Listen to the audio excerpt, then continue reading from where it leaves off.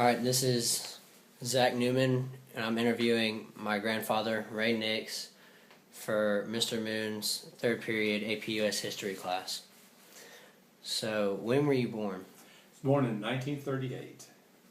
And where were you born in 1938? A small town in South Mississippi called Laurel. Growing up in Laurel, Mississippi, what was it like for you, considering the country was just coming out of the Great Depression and soon to enter World War II?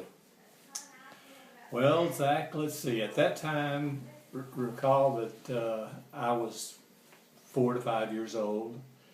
I was very much aware of the war. Everybody in the community talked about it continuously. It was an everyday focus. You know, you listened for news reports and all that sort of thing. And of course, it affected the way that you lived. Foodstuffs were rationed. Several things like car tires, car batteries, and now that I recall, were in short supply. And in order to control the distribution of these things that were in short supply, so that everybody got a, quote, fair share of them, the government printed and distributed monthly a set of things called ration stamps, such that if you went to the grocery store to buy bread, whatever,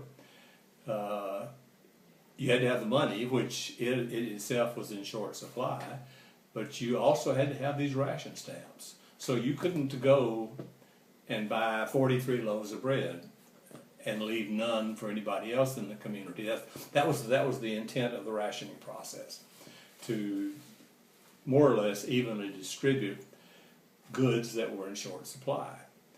I particularly recall how we had to deal with lard. Lard is rendered hog fat, and it's used to fry most all the meats, and back then most everything you ate was often fried. So lard was a necessity just to feed us, and so it was rationed. And then we were because the reason it was rationed is because it was also used in making dynamite, some war supplies of some kind. So we were asked to, once we used our rationed portion of lard, to actually save the burned grease. We put it in syrup cans, which you may have never seen. They're a tin can about this big. I guess it's quart size, and we bought syrup in quart size cans. Used the syrup, saved the cans, put the lard back in them, and periodically some government agency came around to your house and picked up the recycled lard to be used again in manufacturing war materials. So that part of everyday life was very much prime in that very often I can recall being sent to the grocery store and to buy something, a loaf of bread, let's say, and being sent back home by the local grocer because I didn't bring the ration stamps with me. So that's the way life was back then. So the rationing process, or the program, or however you'd like to put it, was not only for economic benefit, but also put towards the war effort and recycling and reusing? Yes, exactly. In this time where the country again is coming out of the Depression and entering the time of war, what was it like within the household as a family for you? I think I mentioned earlier that it was discussed every day. It was constantly on everyone's mind. Remember, this was a time before internets and TV and all that sort of thing. And so radio was the only medium that was available to to bring us news from the war. But so everybody listened very carefully. It was talked about continuously. Again, it didn't, as a 4 or 5 year old kid, it didn't necessarily affect my day-to-day play and that sort of thing. But just as an example, my grandmother's brother had an 18-year-old son who was killed in action in Germany. This would have been, I think, about 43. And so I had to witness their dealing with the news of the loss of a family member. How hard it was for them. All of a sudden, it wasn't just a big fight going on over in Germany. It had, directly affected this family. Right. While you're growing up during this time period, what was it like trying to get an education?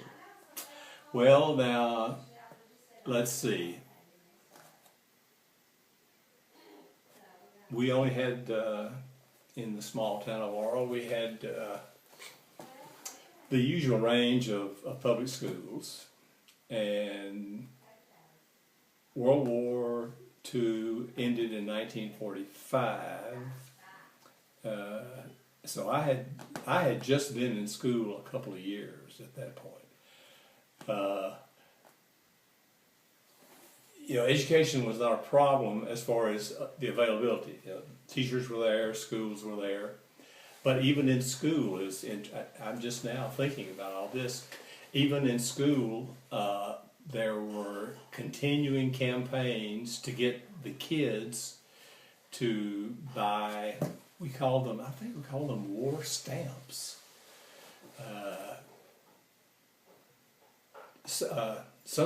I'm not sure. I'm not really clear how that worked. But what it amounted to was that you were continually almost pressured to bring money and turn it in at school and buy these savings stamps, is what I guess they were called. But they were used to, again, finance the war effort.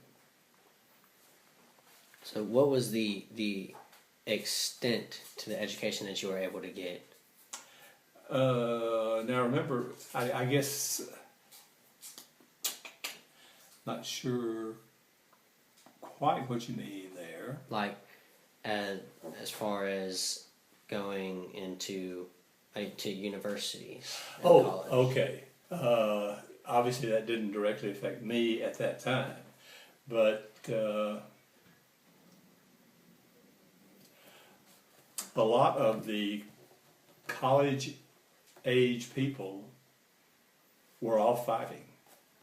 So I suspect that college attendance was way down. Right. So you were 15, right, when you were able to go to college? Mm-hmm. Right. Okay.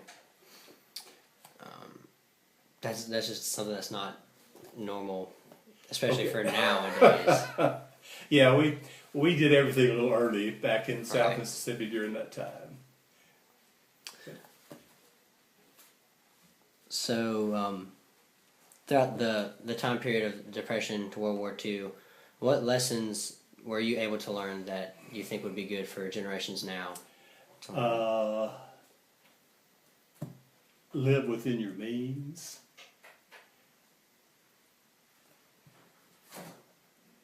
Share and share alike.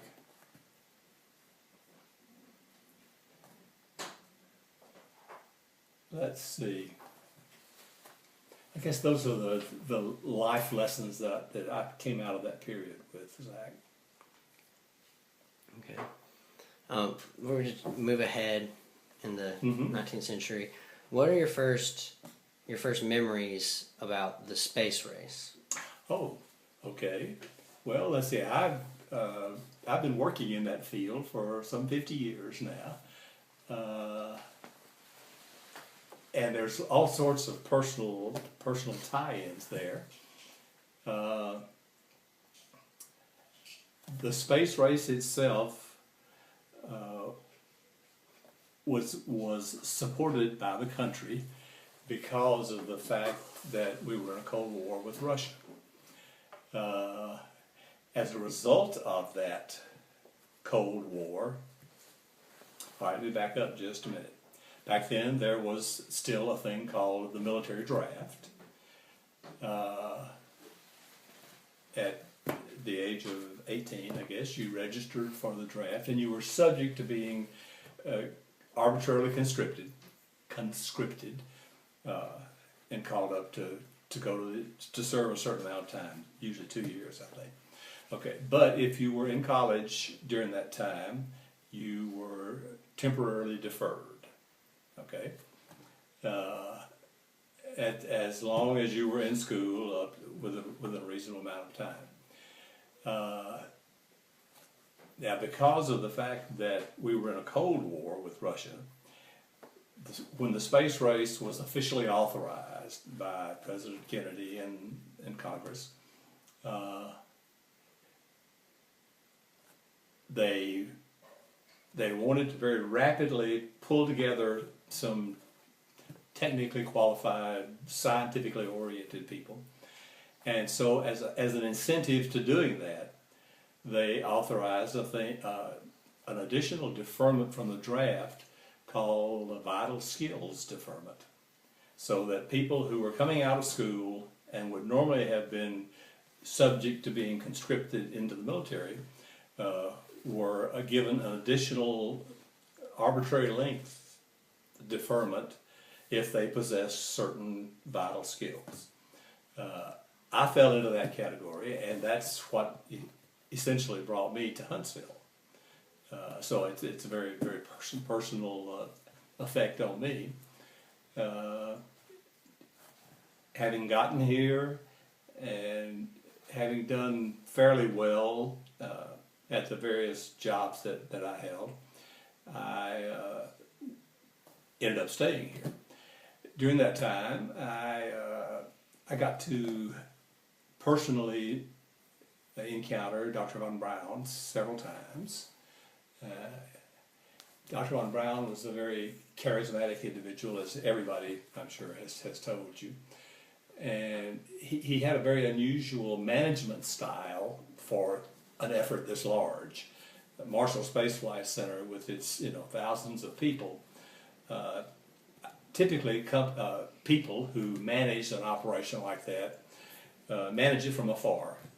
They sit in their office and they get reports from multiple levels of management beneath them and make decisions based on all that. And Dr. Von Braun did that as well, but he also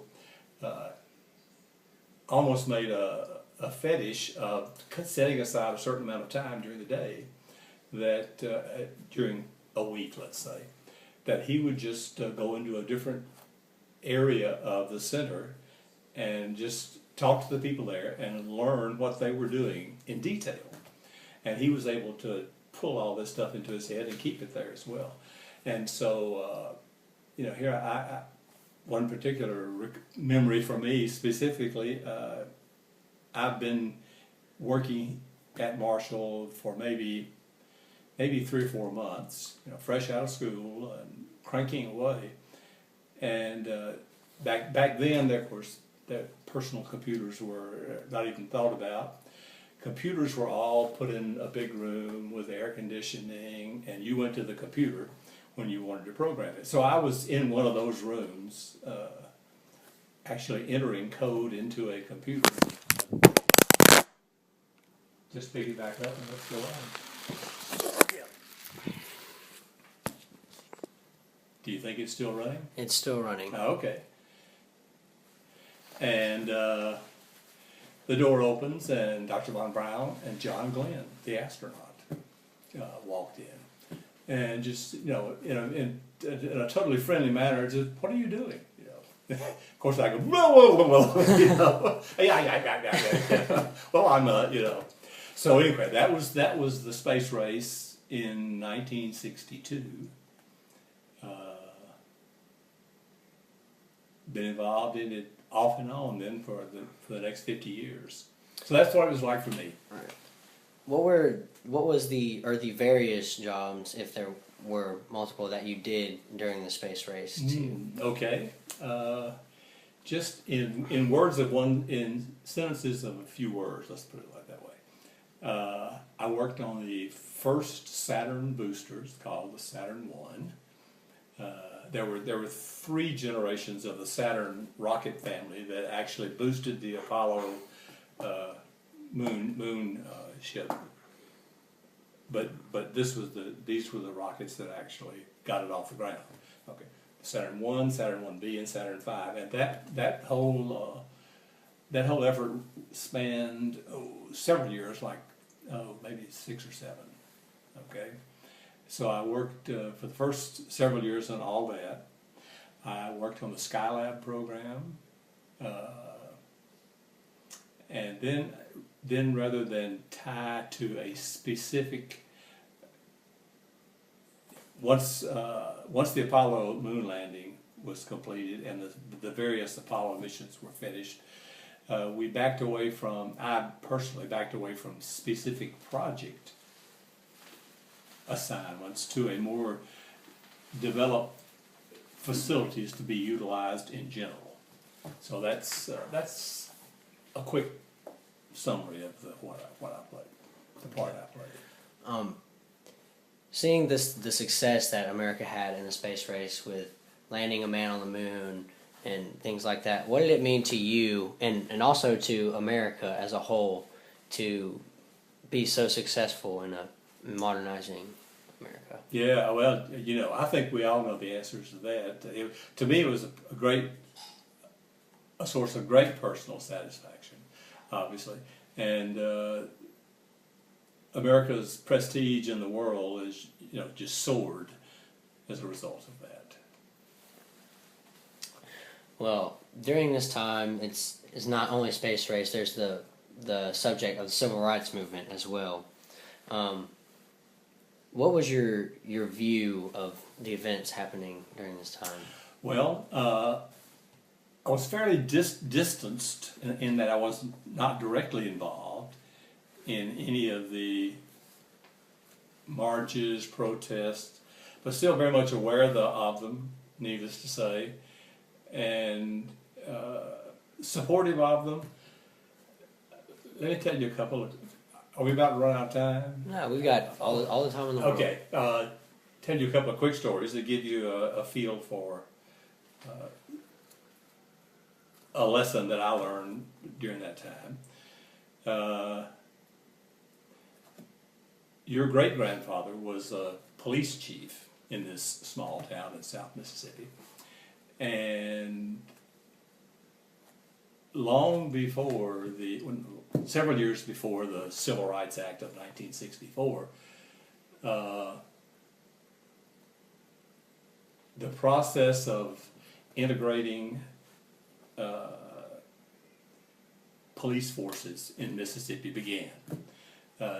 I don't recall now whether there was some sort of official decree from the governor or what, but it became common knowledge that this was going to happen. It had not been done, prior to, let's say, the 50s and 60s. It just didn't happen. The police force in Laurel, Mississippi was all white. At some point, the word came out that we're going to get this done, and so your great-grandfather, my father, was chief of police at that time, and he was one of the very first departments in the state of Mississippi to do that. I mean, he embraced the idea, supported it, and actively instituted and implemented it. Needless to say, there were elements in that area that were less than happy. Okay, to the extent that they issued unsourced public threats on his life, all this sort of thing. And in fact, this was back when I was still in school.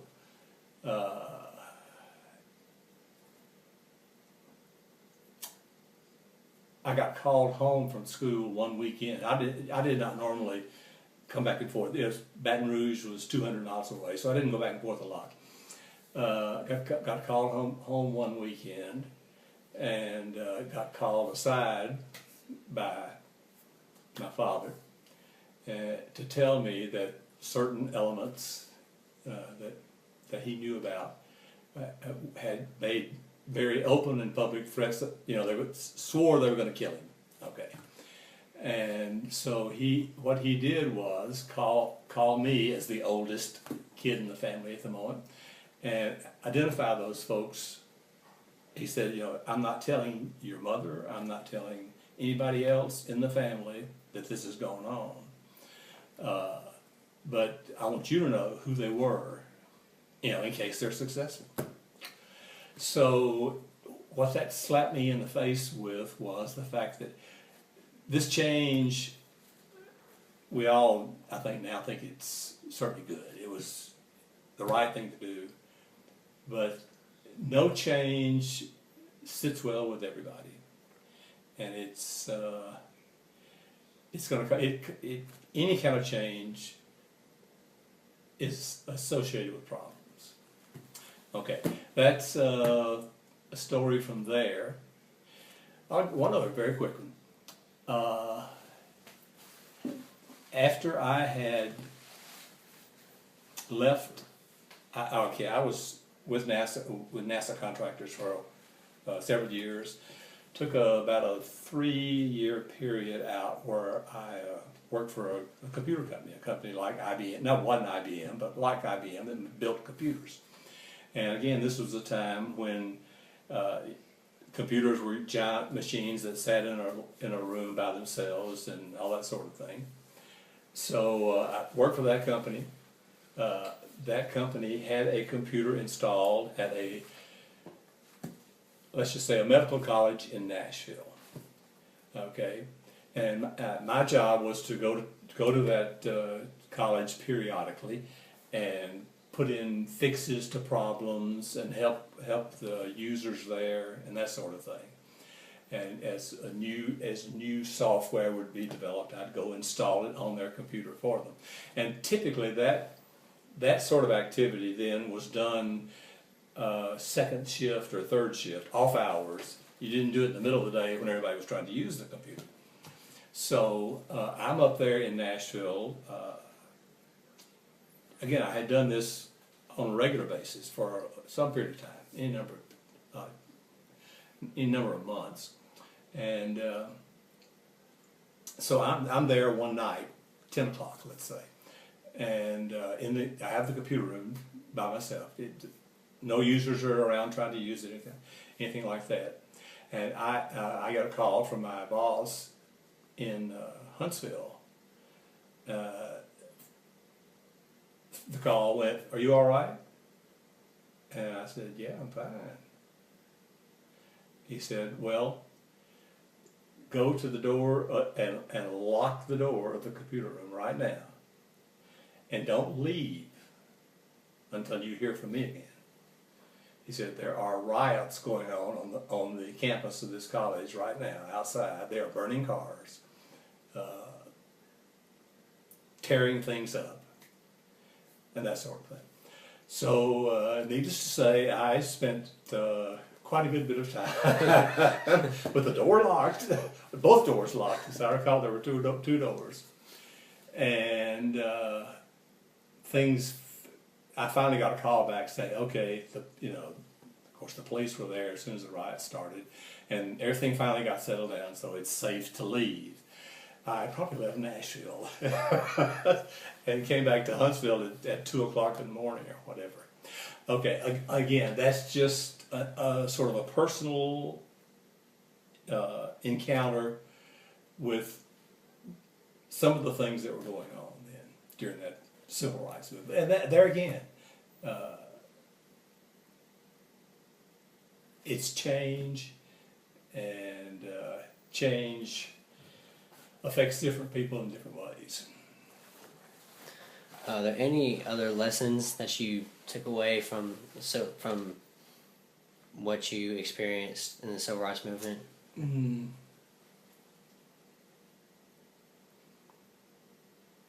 Obviously, it was the right thing to do. Should have been done. Should have never been that way to begin with. But I guess that the very fact that you have to approach each situation individually, and try to keep an open mind as to who all is involved and how it's affecting them. I guess I'm going to wrap it up with just one last question. Okay. How would you say that the events that you've experienced as growing up, and going to school and getting a job and all the things you've experienced, how has that affected you as a person to make you how you are today? Ooh, let's see. Now that's a hard one.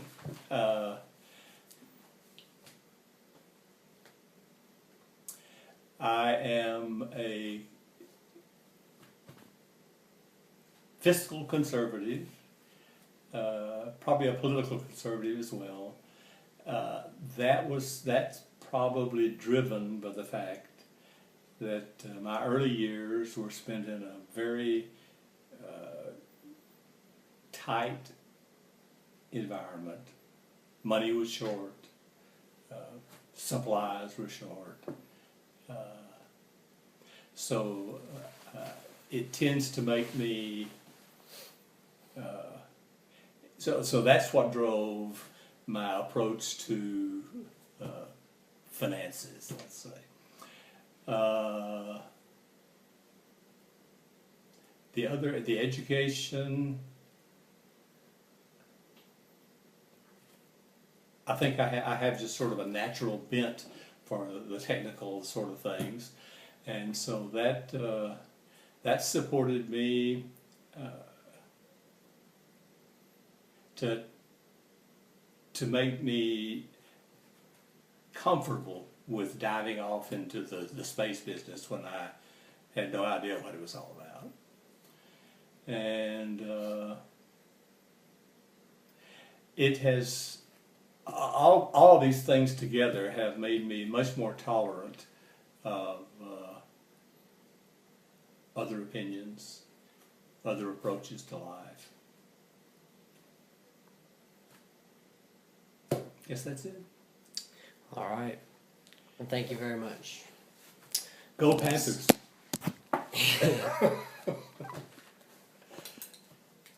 I hope we got that.